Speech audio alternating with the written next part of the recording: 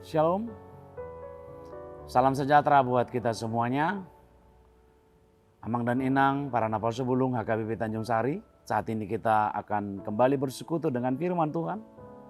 Mari kita bersatu dalam doa. Terpujilah namamu Bapa di sorga, memberkati kami, memelihara hidup kami. Kami ada saat ini karena kasih karuniamu dan karena firman-Mu selalu mengiring perjalanan kami hingga kami selalu yakin bahwa hari ini adalah karena kami Engkau sertai dan karena firman-Mu. Saat ini kami mau mendengarkan firman-Mu, berkati kami Tuhan. Dalam Kristus Yesus kami berdoa. Amin. Saudara-saudara yang terkasih dalam Yesus Kristus, firman Tuhan bagi kita hari ini ada tertulis dalam kitab Wahyu pasal 21 ayat 3. Demikian firman Tuhan. Lalu aku mendengar suara yang nyaring dari takhta itu berkata, lihatlah, Kemah Allah ada di tengah-tengah manusia dan ia akan diam bersama-sama dengan mereka. Mereka akan menjadi umatnya dan ia akan menjadi Allah mereka. Demikian firman Tuhan. Saudara-saudara, ada kisah seorang anak yatim piatu. Sebelum dia diangkat oleh sebuah keluarga, hidupnya itu penuh tidak memiliki makna. Hidupnya itu tidak berarti. Hidupnya itu tidak punya tujuan. Bahkan kalau kita katakan tidak ada artinya dia hidup di dunia ini. Karena itu saudara-saudara, kalau kita katakan orang yang dikatakan yatim piatu sangat menyedihkan sekali. Makanya selalu dikatakan orang yang termarginalkan juga. Karena itu dia membutuhkan yang namanya orang tua. Yang mengayomi kehidupannya, yang menjaga kehidupannya, yang mengarahkan dan membawa dia kepada sebuah tujuan. Karena itu ada sebuah keluarga mengadopsi dia, mengangkat dia menjadi anaknya dan mereka menjadi orang tuanya. Dengan demikian si anak tersebut berubah. Dia pasti memiliki makna. Hidupnya penuh dengan makna, hidupnya penuh dengan arti. Dan dia punya pasti tujuan hidup. Karena itu saudara-saudara, kalau kita katakan ketika dia memiliki orang tua, maka dia memiliki makna hidup dan tujuan hidup.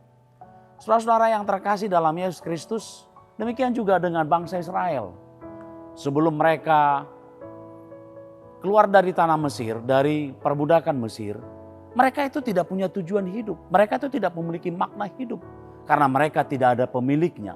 Karena mereka tidak memiliki yang namanya sebagai orang tua yang mengayomi kehidupan mereka. Tetapi Allah mau mengadopsi mereka. Allah mengatakan kepada mereka melalui Musa bahwa mereka menjadi umatnya dan Allah menjadi Allah mereka. Sehingga dengan demikian perubahan itu terjadi. Bangsa Israel berubah total menjadi bangsa yang berdaulat, bangsa yang memiliki makna, bangsa yang memiliki wibawa dan sangat berpengaruh di lingkungan sekitarnya. Itu sebabnya kalau mereka memiliki Allah dan mereka menjadi bangsa Allah, dunia ini melihat mereka adalah sebuah bangsa yang sangat besar. Saudara-saudara, demikian halnya dengan kitab Wahyu saat ini. Kitab Wahyu, penulis Wahyu yaitu Yohanes mengangkat tentang bahwa umat manusia kita ini diangkat, dipilih oleh Allah. Dan kita dijadikan sebagai umatnya. Dan dia menjadi Allah kita. Ini dinyatakannya melalui Yesus Kristus yang lahir ke dunia ini. Dan bahkan dia menubuatkan ketika Yesus yang akan datang kedua kali ke dunia ini akan membawa kemah, akan membawa yang namanya tempat, menjadikan manusia secara totalitas menjadi milik Allah, menjadi kepunyaan Allah. Dan manusia akan menemukan sebuah sukacita yang sangat luar biasa sekali. Karena itu saudara-saudara yang terkasih dalam Yesus Kristus, kalau kita lihat ini yang kita nantikan di Minggu Advent ini. Bahwa di Minggu Advent ini kita menantikan Allah yang membawa sebuah sukacita, Allah yang akan mengatakan kepada kita adalah milik Dia. Kita adalah milik kepunyaan Allah dan Dia adalah Allah kita. Dan itu telah nyata melalui Yesus Kristus. Dan akan lebih indah lagi ketika Kristus datang kedua kali ke dunia ini. Maka akan dikatakan kemah sorgawi itu akan hadir dalam kehidupan kita. Dan kita akan masuk dalam kemah sorgawi tersebut. Kita akan menikmati hidup bersama dengan Tuhan. Kita akan menikmati kebersamaan dengan Tuhan sampai selama-lamanya. Tidak ada yang kurang satupun dalam kehidupan kita ketika kita tetap bersama dengan Tuhan. Ketika kemah sorgawi itu ada bersama dengan kita. Maka dikatakan lihatlah kemah Allah ada di tengah-tengah manusia dan dia akan diam bersama-sama dengan mereka. Dia akan diam bersama-sama dengan kita. Saudara, persiapkan dirimu untuk tetap berada dalam kebersamaan dengan Tuhan Allah. Dengan bersama dengan Tuhan, maka kita akan memiliki tujuan hidup yang indah. Maka hidup kita akan penuh dengan makna di dunia ini. Amin. Kita berdoa. Terima kasih Tuhan Bapa di sorga, Bapa yang baik. Engkau telah menjadikan dirimu menjadi Allah kami dan kami adalah milik kepunyaan-Mu. Terima kasih Tuhan.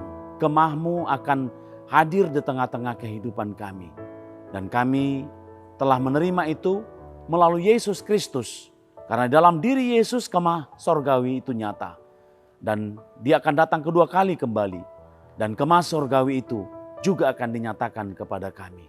Terima kasih Tuhan. Persiapkan kami untuk masuk dalam kemah surgawi, kemah sukacita yang telah Engkau berikan kepada kami. Dalam Kristus Yesus kami berdoa. Amin.